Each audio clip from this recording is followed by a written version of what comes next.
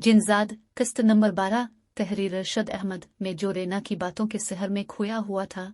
एक लम्हे को मुझे भी झटका लगा, मगर ये मुलाजिम था जो काफी लेकर आया था। रेना ने इसे देखकर सुकून का सांस लिया। मुलाजिम ने काफी हमारे सामने सर की और कमरे से बाहर चला गया। मुझे रेना की बात सुनकर समझ नहीं आ रही थी कि इसके मसले का क्या हल करूं। अगर मेरे पास शक्तियां मौजूद होती तो मैं उसे इस जिन जो भी गैर मरी मखलूक थी इससे निजात दिला देता, मगर सिर्फ नादीदा होने की शक्ति से मैं कोई फायदा नहीं उठा सकता था। आप मेरी मदद करेंगे ना? रेना ने पर उम्मीद नजरों से मुझे देखा। हाँ जरूर, मैंने मुस्कुराते हुए कहा। कैसे? रेना ने सवाल किया। मुझे खुद आना पड़ेगा रेना, वहाँ और देखना पड़ेगा इस सारे मामले को। हकीकत में मेरे पास इस सारे मामले का कोई हल नहीं था, मगर मैं रेना को इनकार नहीं कर सकता था। तो आज क्यों नहीं? रेना ने कहा। नहीं, मुझे एक दिन का वक्त दे, मुझे कुछ तैयारी करनी होगी। चली ठीक है। रेना उठकर खड़ी हुई। मैं भी इसके एहतराम में उठ गया। रेना ने पर्स से एक कार्ड निकाला और मेज के पीछे से घूमकर मेरे नजदीक आ गई और कार्ड मेरी तरफ बढ़ा दिया।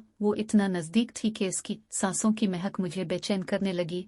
इसकी आंखों में उम्मीद और प्यास का दरिया बह रहा था। मुझे निराश मत कीजिएगा, मैं मुंतजिर रहूंगी आपकी और आपकी फीस। रेना ने मेरी आंखों में देखकर सवाल किया। इसका चेहरा मुझसे चंद इंच के फासले पर था और मैं इसके बदन की हिद्दत से पिघलता जा रहा था। अपने अपने हसन का जलवा दिखा कर आंखों को सैराब कर दिया है।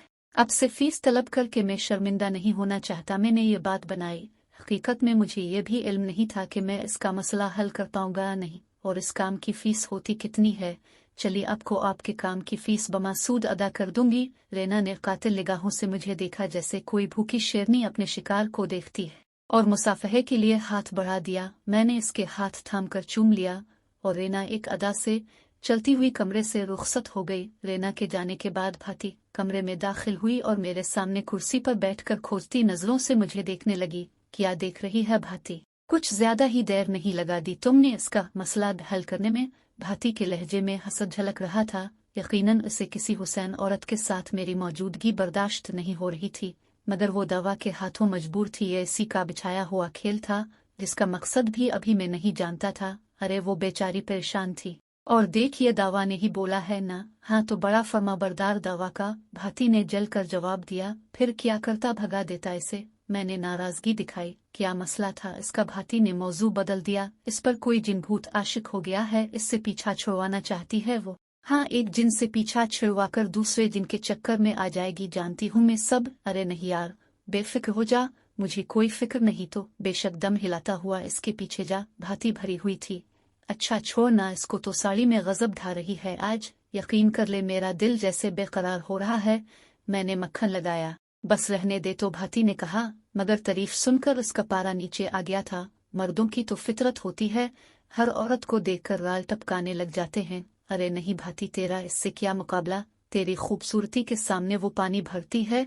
बस पैसा है ना, इससे अपना रंग रूप संभाला हुआ है, वरना 40 साल की बुढ़िया है वो। मैंने भाती की आंखों में देखते हुए धड़ल्ले से झूठ बोला, जहां मेरी बात सुनकर चिराग से रोशन हो गए थे। सच के रहा है? तो भाती ने मेरी तरफ देखा। मुझे झूठ बोलकर क्या मिलेगा? भाती तो जंगली गुलाब है जिसकी खूबसूरती और हसन अनमोल है, और वो शहर की मसनूई रंग रूप वाली औरत, इससे तेरा क्या मुकाबला। बहुत देर तक मैं भाती को पुरसुकून करता रहा। आखिरकार उसे मेरी बातों का यकीन आ गया और वो खुश हो गई। अगर मैं इसे ये बताता कि मैं रेना के घर जाऊंगा तो वो दोबारा से उखड़ जाती, इसलिए बेहतर था जो करूं खामोशी से करूं, भाती से नजर बचाकर। मुझे भाती का कोई डर नहीं था, मगर मैं माहौल खराब नहीं करना चाहता था, और मुझे फिलहाल उसकी जरूरत भी थी। अगली शाम को मैंने रेना का कार्ड निकाला और इसे काल मलाई। रस्मी सलाम दुआ के बाद मैंने से रात 9 बजे आने का कहा और आज से एड्रेस समझ लिया। सूरज गुरूब होने से पहले मैं भाती से काम का बहाना करके घर से बाहर निकल आया और पैदल रेना के बंगले की तरफ चल पड़ा, जो हमारे घर से 10-15 मिनट की दूरी पर था। रास्ते में एक मुनासिब जगह देखकर मैंने मंतर पड़ा और नादीदा हो गया। कुछ देर बाद मैं रेना के बंगले के गेट से अंदर दाखिल हो चुका था। गेट से अंदर तक दरमियान में वसीओ अरीज लान मौजूद था, जहां 2-3 घने पेड़ मौजूद थे। मैं नादीदा हालत में चलता हुआ अंदर दाखिल हो गया और मुख्तलिफ कमरों में देखता रहा। आखिरकार मुझे रेना की ख्वाबगाह मिल गई। नादीदा हालत में मेरा वजूद साए की तरह था और मैं आसानी से किसी भी दीवार या दरवाजे से गुजर सकता था। मैं रेना की ख्वाबगाह में दाखिल हुआ तो ठिठक कर रह गया। रेना अपनी ड्रेसिंग टेबल के सामने खड़ी चेहरे पर कोई क्रीम लगा रही थी और उसके बिस्तर पर एक नौजवान दराज था जो रेना की तरफ बड़ी गौर से देख रहा था। मजीद अच्छी स्टोरीज रीड करने के लिए रोगी एंटरटेनमेंट चैनल को फॉलो करें। जारी है।